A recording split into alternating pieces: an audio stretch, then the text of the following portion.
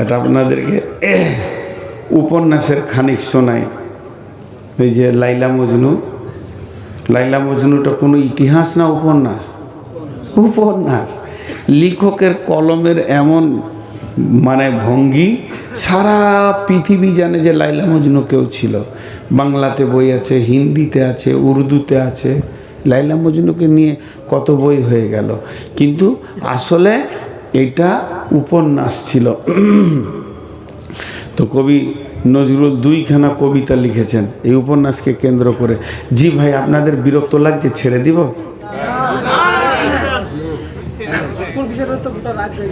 হ্যাঁ, সব যে কেটে পড়ছে চেয়ার। আচ্ছা, আমি একটু পানি খাই। আসলে না, লাগবে না। পানি খাচ্ছি না, এই যে জিভটাকে স্লিপ করছি। আমি 4খানা ওষুধ খেয়েছি, আমার সুগার 480। এই কথা বলতে বলতে জিভ শুকিয়ে আঠা হয়ে যায়, তখন একটু করে পানি দিই, পিয়াস লাগেনি। দোয়া করেন যেন তাড়াতাড়ি মরে যায়। এবারে কবি নজরুলের কবিতাটুতে শুনেন, খুব ভালো লাগবে। জি, ওই লাইলি, লাইলি হচ্ছে বাদশার মেয়ে, তাকে ঘরে ভরে তালা মেরে দিয়েছে কটুস করে, আর বেরিতে দিবে না ওর বাপ। আর মজনু হচ্ছে গরিব, ছেঁড়া কাপড় পরে কেঁদে বেড়াচ্ছে, লাইলি লাইলি রে, কেঁদে বেড়াচ্ছে। তো পথে ঘাটে কাঁদছে। তোর একটা খাস বাঁধি আছে লাইলার, তো ওই বাঁধি ওকে নাস্তা দেয়, খায়। সব নাস্তা খেতে পারে না, মজনুর প্রেমে ঘরে ভরা আছে, তো অর্ধেক নাস্তা দেয় যে আমার মজনুকে দিয়ে আসগা। তো ও রাস্তা দিয়ে যায়, এই মজনু কে আছে? তো একটা যুবক বলছে আমি। বলছে খেয়ে নাও নাস্তা। পরের দিন ঠিক টাইমে বসে আছে। ও ওর বন্ধুকে বলেছে, মার্কেট ভালোই চলছে, এইদিকে লাইলা।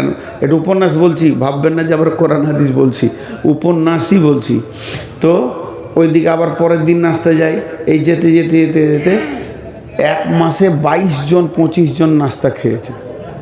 তখন লাইলিকে ভয়ে বলছে, ভয়ে ভয়ে, লাইলি তুমি তো বাদশার মেয়ে, আর আমি তোমার ঘরে বাঁধি, ঝিয়ের কাজ করি, আমি কাজের মেয়ে, ভয়ে বলতে পারছি না বোন, ঘটনা তো খুব খারাপ। আমার তো মনে হচ্ছে তুমি একজনাকে প্রেম করেছিলে, কিন্তু এখন তো আমি 25টা মজনু দেখলাম 1 মাসে। বলে করেছিস কী রে? বলে প্রতিদিন নতুন নতুন মজনুতে নাস্তা খেয়েছে। তখন বলছে যা, আজকে নাস্তা নিয়ে যা, আর একটা খালি প্লেট আর ছুরি নিয়ে যা, চাকু ধারালো। বলে যদি নাস্তা খাওয়ার আগে খালি বুকের মাংস কেটে দেয়। দিয়ে বলছে কে মজনু আছে? বলে আমি মজনু। বলে নাস্তা খাও? বলে দাও। বলে আগে মাংস কেটে দাও। জামিলা এগিয়ে যাও। সব কেটে গেল। এবার নদীর ধারে এক পাগলা বসে আছে, লাইলি লাইলি। তখন ওর বান্দিটা মনে করছে এই হবে রে, হ্যাঁ আমি লাইলির বাঁধি এসেছি। বলছে আই তোকেই ধরে চুম খায়। কত প্রেম! এটা লাইলির ঘরের মাটি, লাইলির গা, চুম খেয়েছে। দিয়ে বলছে মাংস কেটে দাও। মাংস কেন? কলজেটা কেটে দিব। বলছে তুমিই নাস্তা খাও। জি। এরপরে লাইলি কোনো রকম তালা টালা ভেঙে কষ্ট করে মজনুর কাছে চলে এসছে। তখন মজনুর চোখ মুজে আছে। চোখ মুজে কি বলছে? যেমন লা ইলাহা ইল্লাল্লাহ। প্রথম কি বলছিল? লাইলা লাইলা লাইলা লাইলা লাইলা লাইলা লা ইলাহা ইল্লাল্লাহ। প্ল্যাটফর্ম চেঞ্জ, বুঝতে পেরেছেন তো? এখন কোথায় চলে গেছে? আল্লাহর প্রেমে চলে গেছে। এবার আল্লাহর প্রেমে যখন ও চলে গেছে, লাইলি আবদ্ধ আছে, আল্লাহ তো আবদ্ধ নাই। আল্লাহকে লাইলা বলে বলে দিলে শান্তি চলে এসছে, যত প্রেম নোংরা যা ছিল সব ধুয়ে মুছে পরিষ্কার হয়ে গেছে, এখনও আল্লাহর খাস বান্দা হয়ে গেছে। তখন লাইলি এসেছে। আর কাজে লাগবে যে লাইলি বলছে, লাইলি তোমার এসেছে ফিরিয়া, মজনু গো আঁকি খোলো,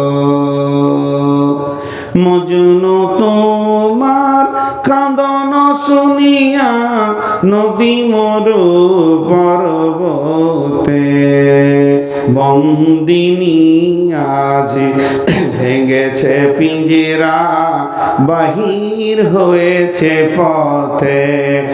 আজ দক্ষিণা বাতাস বহে অনুকূল, ফুটেছে গোলাপ নার্গিস ফুল, অগবুলবুল সেই ফুটন্ত গুল, বাগিচায় কেন দোলো মজনু গো আঁখি খোলো। এই আবেদন করছে মজনু, এবার চোখ খোল। তো লাইলা চলে এসছে, ওই চোখ খুলবে কোথা, চোখকে তখন আরো চিপে ধরছে। দেখ কি বলছে দেখেন এমনি করে, মজনু তখন বলছে লাইলি লাইলি ভাঙিও না ধ্যান, মজনু রে মিনতি লাইলি কোথায়, শুধু দেখি আমি লা ইলাহার জ্যোতি। পাথর খুঁজিয়া ফিরিয়াছি প্রিয়া, প্রেম দরিয়ার কুলে, আল্লাহর প্রেমের পরশমানি কখন পেয়েছি ভুলে।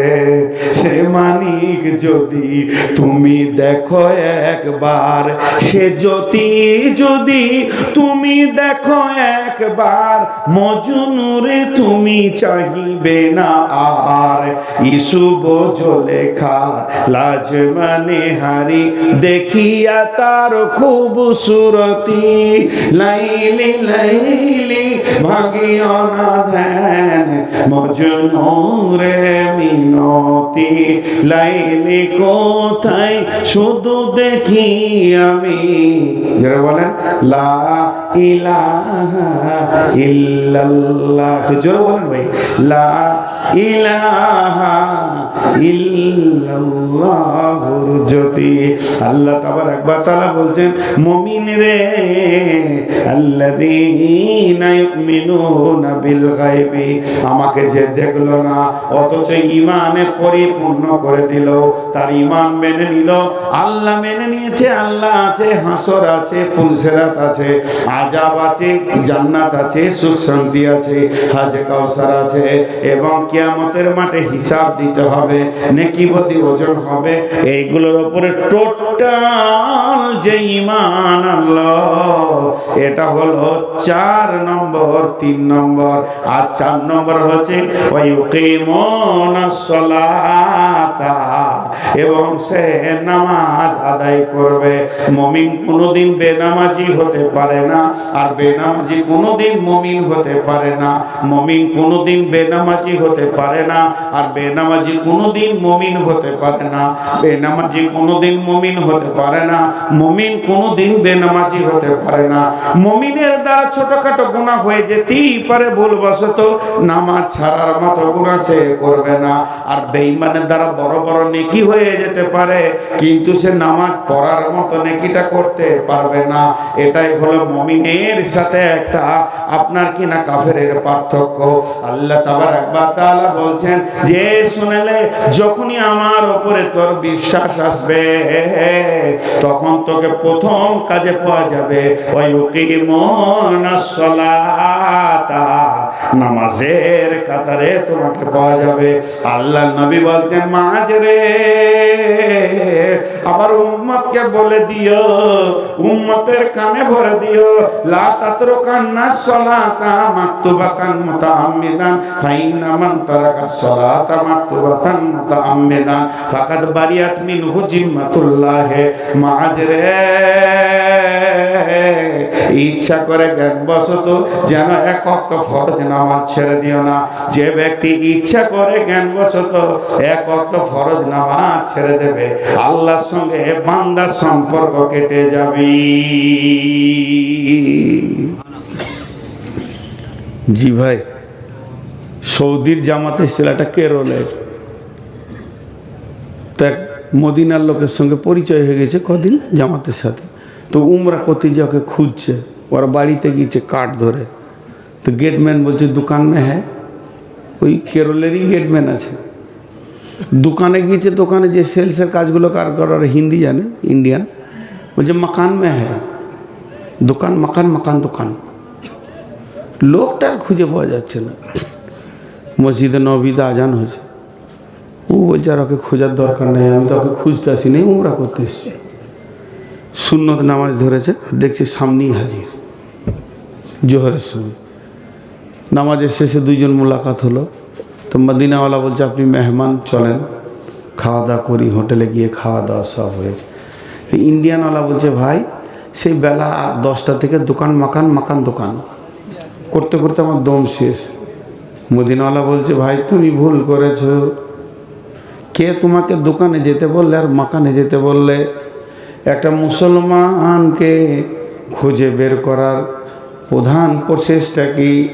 যখন কোনো মুসলমানকে খুঁজতে যাবে কোনো গ্রামে, অন্য টাইমে যেও না, নামাজের সময়ে যাও আর মসজিদের দরজায় বসে দাও। মসজিদ আজান দিলে মমিন যেখানেই থাক মসজিদে আসবে। কত সুন্দর কথা। কিন্তু বন্ধুরা আমার, যার আল্লাহর উপর ঈমান আছে সে কোনোদিন বেনামাজি হতে পারে না। আল্লাহ আমাদের সকলকে নামাজি বানান। এই মাদ্রাসা কমিটি, জালসা কমিটি, শ্রোতা বক্তা সকলকে নামাজি বানান। রব্বুল আলামিন আমাদেরকে 5 ওয়াক্তে নামাজ পড়তে পড়তে মওত দাও, আর মরতে মরতে তুমি নামাজ পড়ার তৌফিক দাও আল্লাহ। তাই বিশ্বনবী বলছেন খবরদার নামাজ ছেড়ে দিও না। নামাজ হলো সমস্ত, মানে নামাজ এমন একটা জিনিস আল্লাহর সঙ্গে সম্পর্ক কেটে যাবে। অতএব যে গায়েবের ওপরে ঈমান আনবে সে নামাজ পড়বে। 2 নম্বরে সে কি করবে? ওয়ামিম্মা রাযাকনাহুম ইউনফিকুন।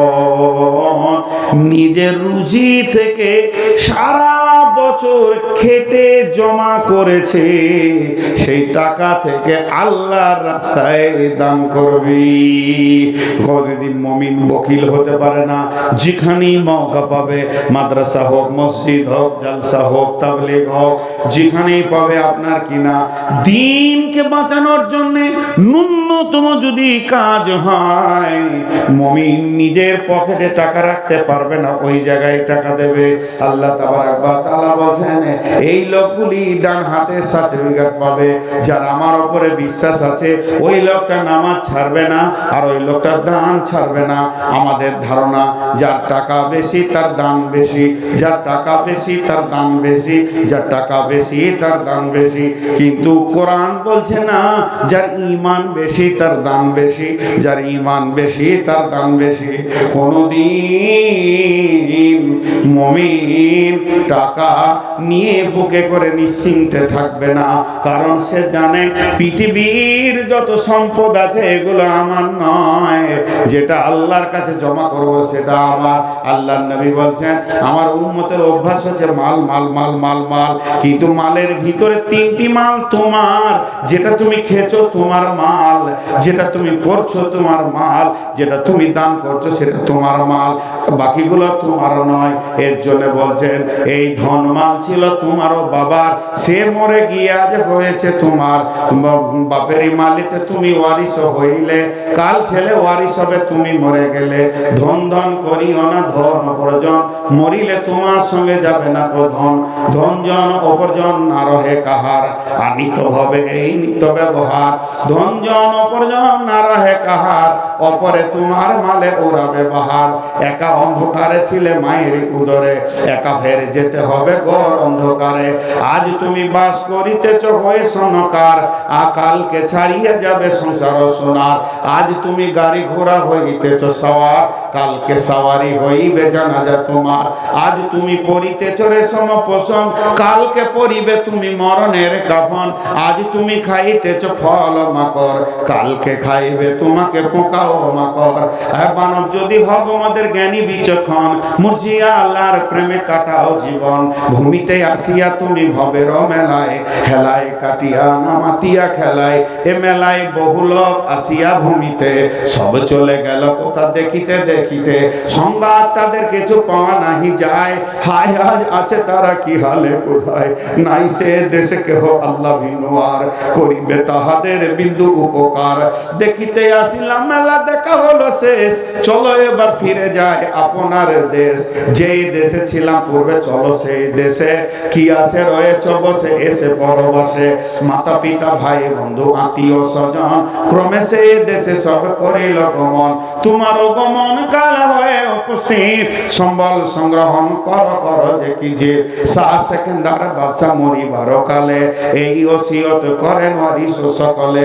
মরিলে আমার তরে শুনো বারে বার, কাফনের সাথে হাত বেঁধো না আমার। সকলিতে মিলে ঝুলে খাটিলিতে করে, দুই হাত ঝুলাইয়া লইয়া যাইও মরে। এই হাল দেখে মর যত মাখলুকাত, আফসোস করিবে আর কহিবে এবার। সাত মুলুকের শাহ সেকেন্দারও ছিল, সাত মুলুকের শাহ সেকেন্দারও ছিল। সকলে থাকিল আজ খালি হাতে গেল।